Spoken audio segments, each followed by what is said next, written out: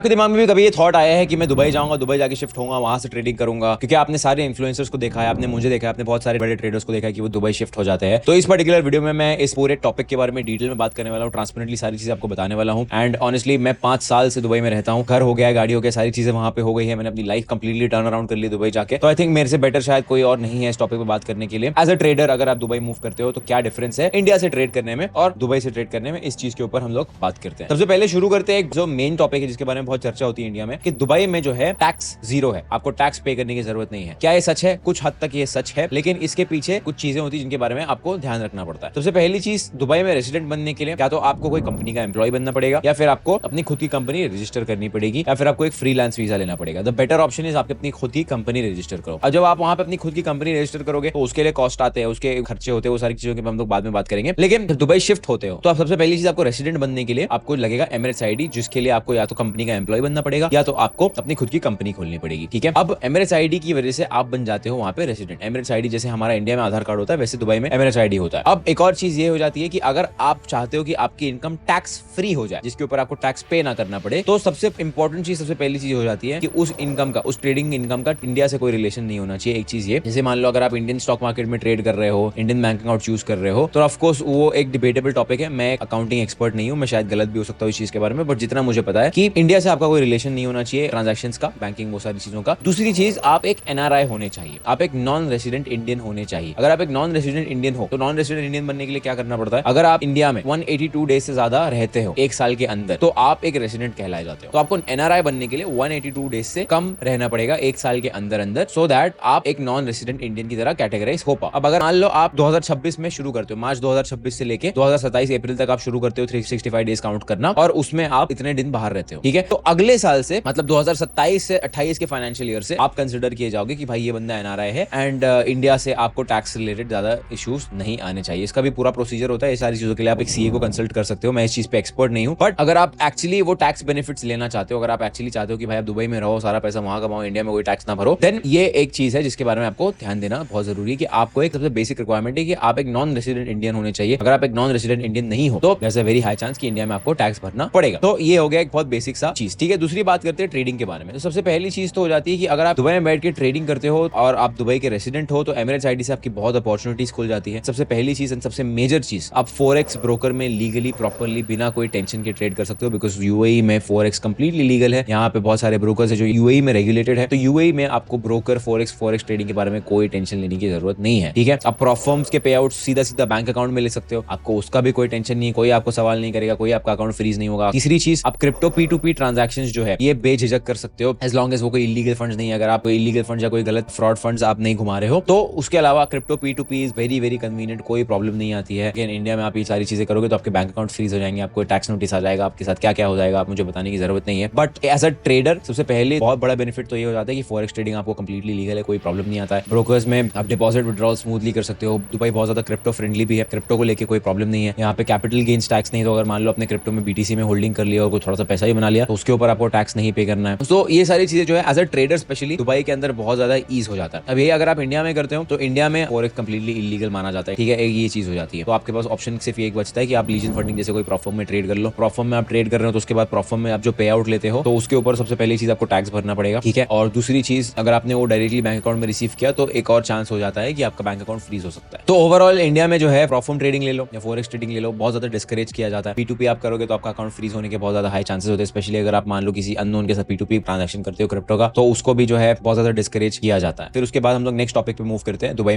में अगर आप ट्रेडिंग कर रहे हो तो एक टाइम जोन का हल्का सा डिफरेंस आता है। दुबई जो है 1.5 घंटा पीछे है। मुझे पर्सनली ये अच्छा लगता है कि दुबई में जो है लंदन सेशन अराउंड सुबह 11 बजे शुरू हो जाता है, इंडिया में हमारा 12:30 बजे शुरू हो जाता है। तो दुबई में अब अगर मैं उसको इस तरीके से पुट करूँ तो दुबई में मेरा दिन जल्दी शुरू हो पाता है। दुबई में मान लो 9 बजे अगर उठ गया, 9 बजे उठ के सारी चीजें कर ली, तो उसके बाद 11 बजे जो है मैं बैठ सकता हूँ लंदन सेशन ट्रेड करने के लिए। इंडिया में अगर मैं होता हूँ तो इंडिया में मुझे ऐसा लगता है कि मैं जल्दी उठ तो जाता हूँ, बट उसके बाद बीच में जो एक विंडो होती है जहाँ पे मैं प्रेफर करूंगा ट्रेड करना, वहां पे मैं ट्रेड नहीं कर पाता हूँ। एंड ऑनेस्टली इतने साल ट्रेडिंग के एक्सपीरियंस के बाद मेरा ऐसा मानना है कि भाई भाई मैं सुबह उठता हूँ, मेरा ब्रेन ज्यादा अच्छा से एक्टिव रहता है, एक्शन के लिए रेडी रहता है, नाश्ता वाश्ता करके फ्रेश होकर अब मैं चार्ट के सामने अगर बैठ जाता हूँ तो मैं अच्छा परफॉर्मेंस जो है दे पाता हूँ अपनी ट्रेडिंग को लेके भी। लेकिन अगर मैं इंडिया में होता हूँ तो इंडिया में एक बहुत माइनर सी चीज है, कोई बहुत बड़ा मेजर फर्क नहीं है। बट सिमिलरली न्यूयॉर्क सेशन भी जो है शाम में 4 बजे शुरू हो जाता है, जल्दी खत्म हो जाता है, तो उसको मैं एक और पॉजिटिव वे में ये देखता हूँ कि ट्रेडिंग जो है जल्दी खत्म हो जाती है, तो रात में जो है दोस्तों के साथ टाइम स्पेंड करना, फैमिली के साथ टाइम स्पेंड करने में मिल जाता है दुबई में। तो दिस इज जस्ट अगेन 1.5 घंटे का टाइम जोन डिफरेंस है, कोई बहुत बड़ा डील ब्रेकर नहीं, बट अगेन मेरे लिए जो है ये चीज डिफरेंस क्रिएट करती है, तो I thought I would mention it here in the video. उसके बाद अगले टॉपिक के ऊपर बात करते हैं। अगला टॉपिक ये हो जाता है कि सबसे इंपॉर्टेंट चीज, इंडिया में आपके जो लाइफस्टाइल एक्सपेंसेस है वो बहुत कम हो जाते हैं, ठीक है। दुबई में आपका जो लाइफस्टाइल एक्सपेंसेस वो बहुत ज्यादा हो जाता है, एंड इजीलिए मैं ये कहता हूँ कि अगर आप इंडिया में हो एंड अगर आप महीने का कम से कम 10 लाख रुपए नहीं कमा रहे हो तो आपका दुबई आने का कोई मतलब नहीं बनता है। कम से कम आपको 10 लाख रुपए, $10,000 एटलीस्ट मिनिमम आपको कमाना चाहिए, एंड आपके पास रिजर्व में सेविंग्स में कम से कम 25 से 50 लाख रुपए होनी चाहिए अगर आपको दुबई शिफ्ट होना है। तो दुबई में भले ही टैक्स नहीं है, लेकिन दुबई बहुत ज्यादा एक्सपेंसिव होता है। छोटी से छोटी टैक्सी राइड के लिए भी आपको 6 से 700 इंडियन रुपी स्पेंड करना पड़ सकता है। यहाँ पे लाइसेंस लेने के लिए बहुत खर्चा है, कंपनी ओपन करने के लिए ही सिर्फ 6-7 लाख रुपए लग जाते हैं, तो खर्चा दुबई में बहुत है, ठीक है। तो आपको अच्छा कैपिटल चाहिए प्लस एक अच्छी कंसिस्टेंट इनकम सोर्स चाहिए, जिससे आप जब दुबई आओ तो आप दुबई का फायदा उठा सको। मेरा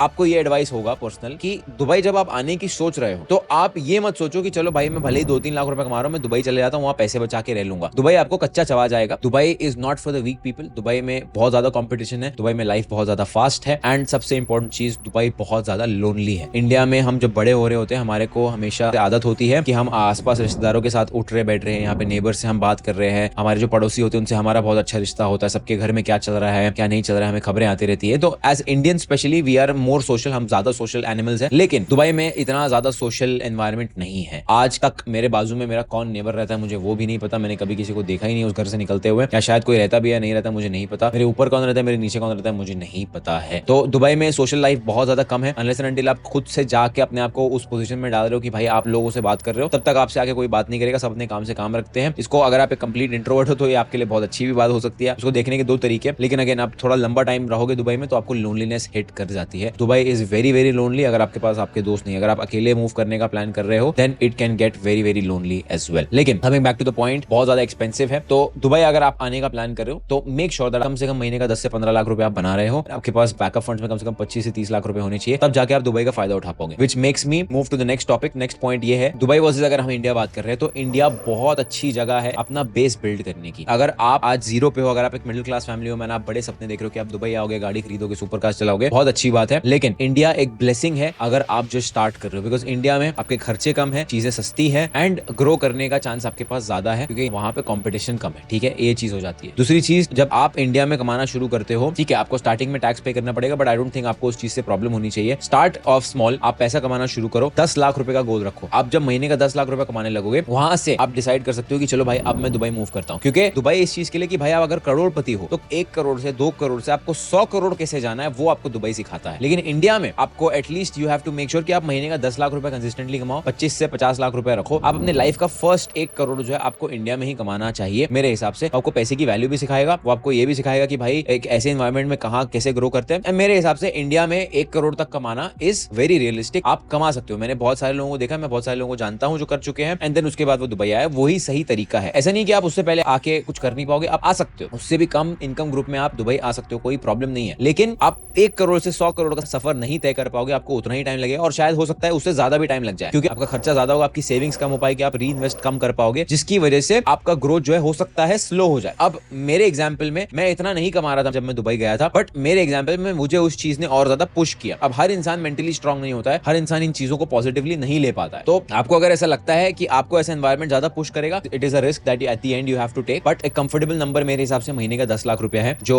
आपको एक कंफर्टेबल अच्छी लाइफ देगा, और आपको ऐसा पैसा भी बचेगा, और आपको सही जगह मिलेगी, सही नेटवर्क करने को मिलेगा। क्योंकि दुबई में eight the end of the day आपके पास कितना पैसा है वो बहुत ज्यादा मैटर करता है। यहाँ पे हर कोई दूसरे इंसान को इसी बेसिस पे जज करता है। अभी सुन के थोड़ा सा खराब लगेगा, लेकिन यहाँ पे हर इंसान ग्रोथ करना चाहता है, हर इंसान लाइफ में आगे बढ़ना चाहता है। सो उसी तरीके से जज किया जाता है कि ठीक है चलो इस इंसान से हम क्यों नेटवर्क करें। इन इंडिया में भी अगर आप कोई मल्टी मिलियनर से नेटवर्क करने जाओगे तो वो आपसे ऐसी फालतू की बातें नहीं करेगा, वो भी यही देखेगा कि भाई ये इंसान के पास मुझे देने के लिए क्या वैल्यू है। तो जब आप उस लेवल पे पहुंच जाते हो, आप इतनी इनकम कमा रहे होते हो, तो you have a lot of value to give. आप बहुत कुछ सीख जाते हो, आप एक डिफरेंट इंसान बन जाते हो जब आपके पास इतनी इनकम लेवल होती है। तो इसीलिए मैं सजेस्ट कर रहा हूं कि जब आप फिर दुबई आओगे तो आपको इज्जत मिलेगी, आपको सही नेटवर्क मिलेगा, एंड आप सही लोगों से मिल पाओगे। Now that takes me to the next point कि दुबई में नेटवर्क ग्रो करना बहुत ज्यादा आसान है, बहुत अच्छा नेटवर्क यहाँ पे मिलता मिलता है। पूरी दुनिया से लोग दुबई आते हैं, इन्वेस्टमेंट हो गया, फाइनेंशियल फ्रीडम हो गया, ये सारे जो टॉपिक्स होते हैं इंडिया में जो है इतना ज्यादा बात इसके बारे में होती नहीं, इनफैक्ट बहुत कम बात होती है। आप जब खाने के टेबल में भी बैठते हो एक नॉर्मल मिडिल क्लास फैमिली के टेबल पे कुछ भी बात नहीं होती, ज्यादा खर्चों की बात होती है। ये बात कभी नहीं होती है कि भाई हम कैसे अपने इनकम ग्रो कर सकते हैं, कैसे आगे बढ़ सकते हैं और क्या नया कर सकते हैं, ठीक है। मोस्ट फैमिलीज तो दुबई में कंप्लीटली डिफरेंट है। दुबई में नेटवर्क ग्रो करना बहुत आसान है। Everybody here wants to make money, हर कोई पैसा कमाने के लिए आया है, हर कोई ग्रो करना चाहता है। तो वो एक एनवायरमेंट जो है बहुत अच्छा एनवायरमेंट है। यहाँ पे हर दिन कुछ ना कुछ इवेंट चल रहा होता है, आपको इवेंट पे जाना है, नेटवर्क करना है, आप रोज नए नए लोगों से मिल सकते हो। और अगर आपको नेटवर्किंग आती है, आपका नेटवर्क अच्छा बन जाता है, तो आप दुबई में भी बहुत अच्छा ग्रो कर सकते हो। क्योंकि यहाँ पे सिर्फ एक राइट नेटवर्क आपकी लाइफ चेंज कर सकता है। मुझे ऐसे ऐसे लोग मिले हैं जहाँ पे सिर्फ एक इंसान से मिलने के बाद मैंने करोड़ों कमा लिए, सिर्फ वो एक मीटिंग के बाद, राइट। अब बहुत सारे लोगों का सवाल ये होता है कि अरे आप मीटिंग में क्या बात करते हो, क्या होता है क्या नहीं होता है। वो ये होता है कि आप किसी से मिल रहे हो तो आपके पास क्या वैल्यू है उनको देने के लिए, एंड क्या उनको उस रिलेशनशिप में वैल्यू दिख रही है। अगर वो दिख रही है तभी वो आपसे बात करेंगे, तभी वो बात आगे बढ़ाएंगे। तो नेटवर्किंग बहुत सॉलिड होती है। अगर यही इंडिया का कंपैरिजन कर ले तो इंडिया में ये सब चीजों के बारे में बात नहीं होती है। आपके मोहल्ले में अगर कोई मान लो एक बंदा है, उसने पॉर्श खरीद ली, सबसे पहली चीज तो 99% लोग उससे जलने लगेंगे, उसके ऊपर कमेंट पास करने लगेंगे कि अरे इसने तो 2 नंबर का पैसा कमाया, इसने तो गलत काम करके पैसा कमाया। लोग जलने ही लग जाते हैं। लोग यही सोचते नहीं कि चलो ठीक है हम भी इसके ऐसा बनने की कोशिश करते हैं। जो 1% होता भी है जो